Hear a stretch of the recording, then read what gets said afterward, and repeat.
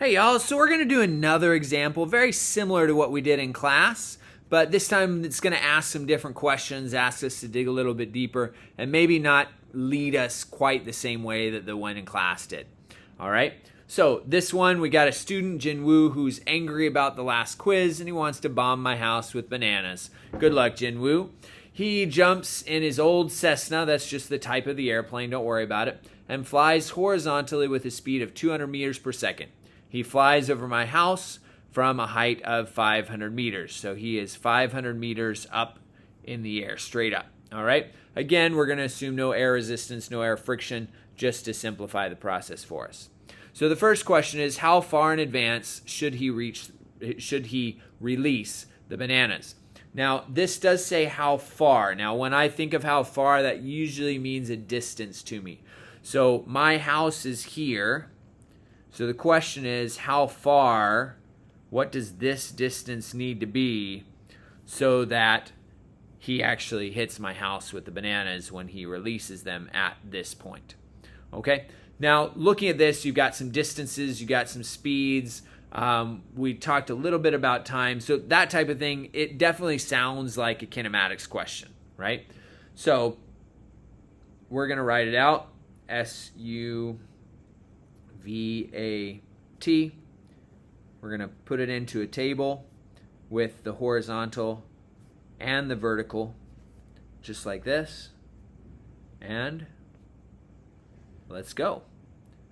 So let's fill out the horizontal first because that's what we're looking for, right? We're looking for how far. So we're actually looking for that.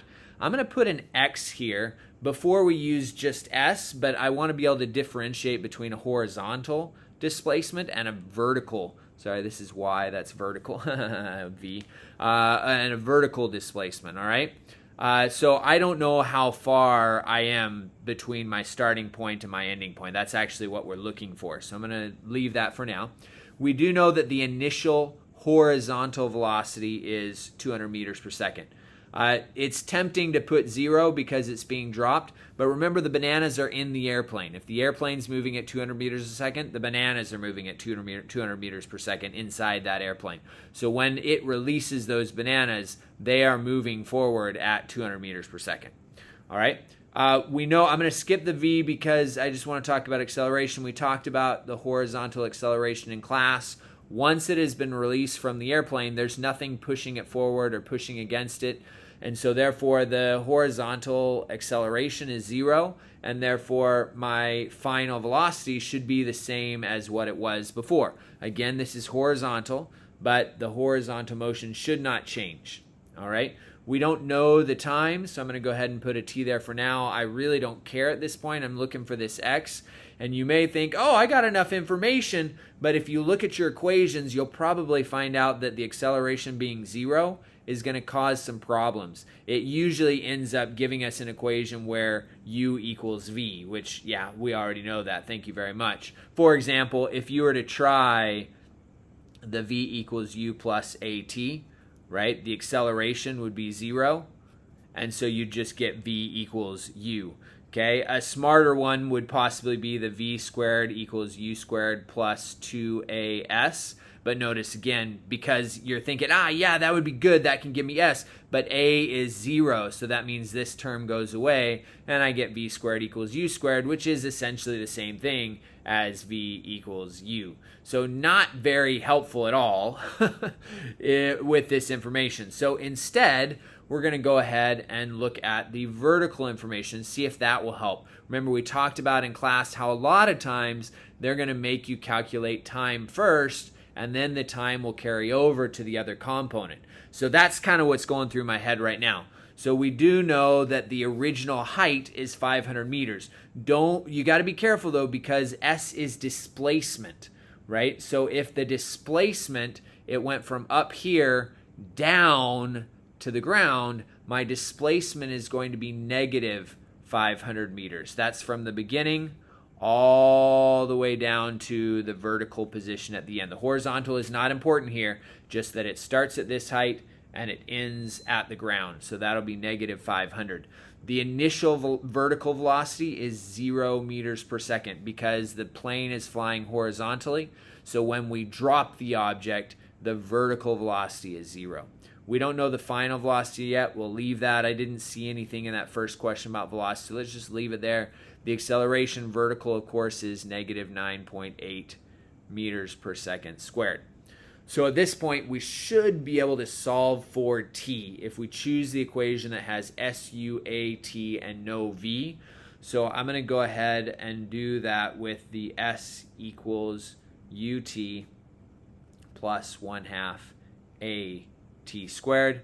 We know that the vertical, so I'm going to actually put a little y there to remind me that I'm dealing with the vertical information. So the u is 0. Right? My initial vertical velocity is 0, so that's going to make that term 0. It doesn't matter what t is. Anything times 0 is 0. And so I'm going to end up with negative 500 is equal to 1/2 times the acceleration, which is negative 9.8, times t squared.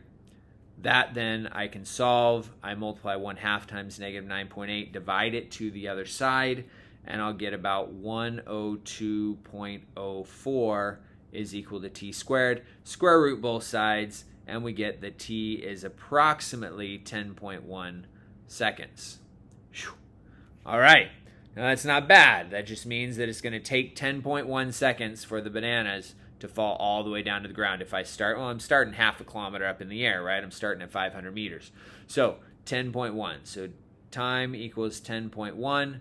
That means we also know the time that the bananas are going to travel horizontally. That now is enough information to be able to get us S. Okay? So now I'm going to be looking at the horizontal. I don't want to use one of these that were causing problems before with the A. And so I'm going to go with the horizontal displacement is equal to the horizontal velocity times time plus 1/2 horizontal acceleration times time squared. So I am putting the x's on there just to remind me that those are the horizontals. Okay, the t doesn't need it because the t is the same no matter what.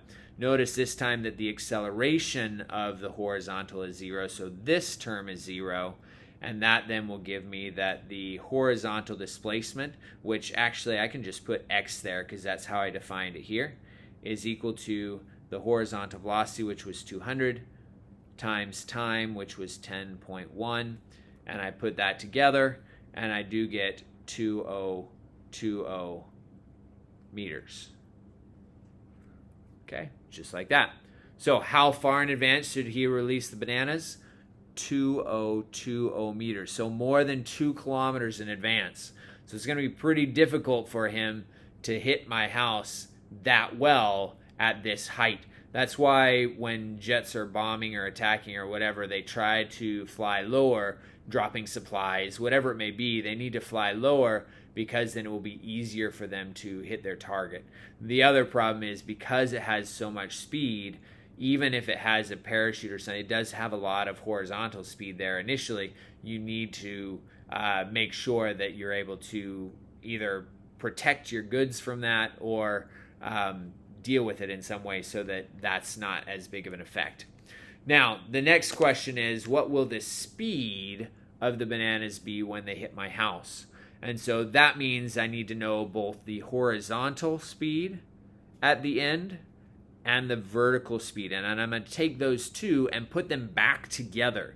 So I do know that the horizontal speed is 200. That's the horizontal velocity, meters per second to the right. So what I need now is that vertical right here. And so I need to calculate V. I am going to choose the equation that seems like it's the easiest. So that's the V equals U plus AT. My U, of course, is 0. So I'm just going to go V equals negative 9.8 times the time of 10.1 seconds. And when I work that out, I do get that V equals negative 99 meters per second. Now the negative is okay because it's moving downwards. So I have negative 99 there. All right. Now I do want to put those two together to get the final speed when I put all that together. So that's my next step, is then to calculate what is the hypotenuse then. What do I get when I take that 200 meters per second and that falling velocity of negative 99 meters per second? I put those together. So I'm going to go a squared plus b squared equals c squared. All right, so when I do that, I'll have 200 squared plus negative 99 squared. That'll equal c squared. I do get 49801 is equal to c squared. I'm going to square root both sides because that's what I do. And I do get c, which is the total speed or velocity there, which is 223 meters per second. Now that is the answer for B, but C asks for the velocity. So we actually need to do one more step if I want the velocity, because velocity is a vector, and so I do need the angle as well. So I need to find this angle. So the angle looks like I can use the opposite and the adjacent. And so in order to do that, I'm just going to go tangent of theta equals opposite, which is negative 99, over adjacent, which is 200. You don't really need to use the negative here. If you do, you'll get the correct answer, which is that theta equals negative 26.3.